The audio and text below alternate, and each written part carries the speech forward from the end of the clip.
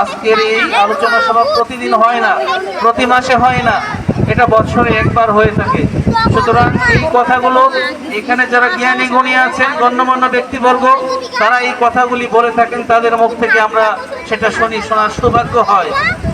এটা কিন্তু আমরা হেলায় নষ্ট করব না। প্রিয় শিক্ষার্থীরা, আজ থেকে 25 বছর আগে ঠিক এভাবেই বিদায়ের মঞ্চ সাজিয়ে আমরাও এই প্রতিষ্ঠান থেকে বিদায় নিয়েছিলাম।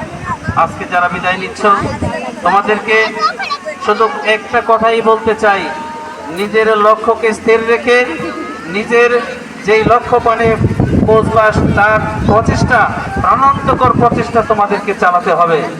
আর তোমাদের ভিতরে আশা রাখতে হবে, তোমাদের ভিতরে স্বপ্ন রাখতে হবে। একজন বক্তা বলে গেছেন, এপিজে আবুল কালাম, তো নাম শুনেছ?